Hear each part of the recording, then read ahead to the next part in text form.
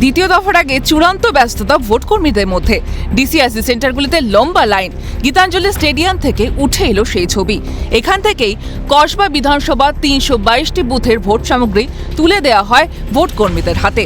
নির্বাচনী ব্যবস্থাপনায় সকলেই খুব খুশি। এবার কি মনে হচ্ছে নির্বিঘ্নে হওয়া সম্ভব? হ্যাঁ, অবশ্যই শান্তির মধ্যেই হবে, সেটাই আশা করা যাচ্ছে। মূলত এই যে আপনারা কি কি সামগ্রী এখন সংগ্রহ করলেন? আমরা control unit, ballot unit, VVPAT এবং আদার যে ম্যাটেরিয়াল আছে সব কিছুই কালেকশন করলাম। আপনাদের যে সংগ্রহ করার প্রসেসটা কি রয়েছে এবার? সংগ্রহ প্রসেসটা খুব সুন্দর, নির্বিঘ্নে, কোনো রকম ঝুট ঝামেলা ছাড়াই, কোনো ভিড় ভাড়াক্কা ছাড়াই আমরা পেলাম। এবার নির্বিঘ্নে ভোট হওয়া সম্ভব, ফ্রি অ্যান্ড ফেয়ার ইলেকশন?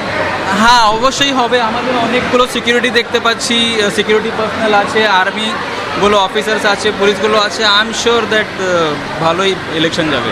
এখানে অনেকগুলি কাউন্টার করা হয়েছে, পাশাপাশি যারা মহিলা প্রিসাইডিং অফিসার তাদের জন্য আলাদা কাউন্টার করা হয়েছে এবং সেখান থেকে তারা নির্বাচনী সামগ্রী সংগ্রহ করছেন, ইভিএম সংগ্রহ করছেন। মূলত তাদের আগেও ট্রেনিং দেওয়া হয়েছিল, তবে এখানেও মক পোলিং স্টেশনের ব্যবস্থা করা হয়েছে।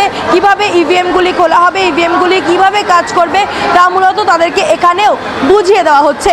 তবে এবার যারা প্রিসাইডিং অফিসাররা রয়েছেন তারা মনে করছেন যে কেন্দ্রীয় বাহিনীর তৎপরতা এবং নির্বাচন কমিশন যে ব্যবস্থা নিয়েছে তার জন্য মোটের ওপর এবার শান্তিপূর্ণ নির্বাচন হবে এবং তারাও নিরাপত্তা বোধ করছেন বলেই জানাচ্ছেন প্রিসাইডিং অফিসার থেকে শুরু করে ফার্স্ট এবং সেকেন্ড পোলিং অফিসাররা। পাশাপাশি বাবা সাহেব আম্বেদকর এডুকেশন ইউনিভার্সিটিতে করা হয়েছে ডিসিআরসি সেন্টার। এখান থেকেই হাই ভোল্টেজ বালিগঞ্জ বিধানসভার 291টি বুথের ভোট সামগ্রী বিলি করা হয়। মোট 29টি কাউন্টার করা হয়েছে। সেই কাউন্টারগুলি থেকেই ভোট সামগ্রী এবং ইভিএম মেশিন সংগ্রহ করেন ভোটকর্মীরা। নিরাপত্তা ব্যবস্থা অত্যন্ত আঁটোসাঁটো করা হয়েছে বলে জানালেন রিটার্নিং অফিসার রানা কর্মকার। ডিসিআরসি মানে রিসিভিং সেন্টারও তো এটাই বটে। হ্যাঁ, রিসিভিং সেন্টারও এটা বটে। তো সেক্ষেত্রে কিভাবে নিরাপত্তার দিকটা কিভাবে আঁটোসাঁটো রাখছেন? এখানে যে স্ট্রং রুম আছে সেই স্ট্রং রুম গার্ড করছে সিএপিএফরা। যখন পোল ডিভিএম চলে আসবে তখন এখানে প্রোটোকল অনুযায়ী যে সিএপিএফ থাকার কথা সেই অনুযায়ী সিএপিএফ এখানে থাকবে। অলরেডি এখানে একটা পোস্টাল ব্যালটের স্ট্রং রুম আছে, সেটা অলরেডি সিএপিএফ গার্ডেড আছে এবং এই পুরো যে ডিসিআরসিটা সেটা ডিসিপি এবং এসিপি এবং তার সঙ্গে তার যে ফোর্স আছে সেই নিয়ে আজকে ডিসিআরসির যে নিরাপত্তা, পোলিং পার্টির নিরাপত্তা এবং সেফ অ্যারাইভেল সেটা তারা দেখছেন। মোট 29টি কাউন্টার করা হয়েছে।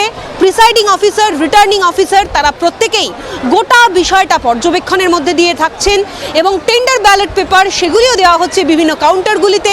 ফলে সব মিলিয়ে নিরাপত্তার ব্যবস্থা আঁটোসাঁটো। পোল্ড ব্যালট সেখানেও কিন্তু কেন্দ্রীয় বাহিনীদের নিরাপত্তা দিয়ে সেই জায়গাটিকে একেবারে সুরক্ষিত করে রাখা হয়েছে।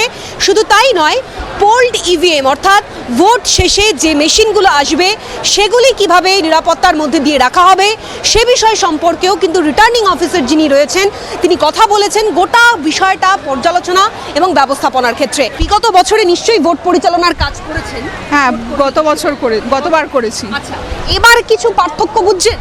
না, বা নিরাপত্তা কোনোটা আঁটোসাঁটো করা হয়েছে, টাইট সিকিউরিটি আরও? আগেরবারও নিরাপত্তা কিছু কম ছিল না, এবারেও ভালোই। আগে ভোট পরিচালনার কাজে ছিলেন কর্মী হিসেবে, বিগত বছরগুলোর তুলনায় এবার কিছু পার্থক্য বুঝতে পারছেন? আমি এখানে যতবার ছিলাম কোনো তো পার্থক্য বুঝিনি, একই রকমই আছে।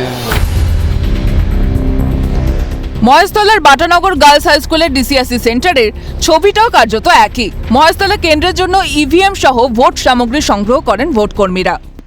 আমরা আশা করবো যত সুষ্ঠুভাবে হয়, কারণ আমরা সবসময় চাইবো যে নিরাপত্তা যেন ভালো থাকে এবং আমরা যেন শান্তিপূর্ণভাবে ভোটটা পেতে পারি। হ্যাঁ, একদম একদম এখনো অবধি কোনো রকম অসুবিধার আমরা সম্মুখীন হইনি। ক্যামেরায় গোপাল সেন, প্রসন্ন নস্করের সঙ্গে রেশমি দাস, অভিরূপা সাহা ও রাজীব নস্করের রিপোর্ট, ক্যালকাটা নিউজ।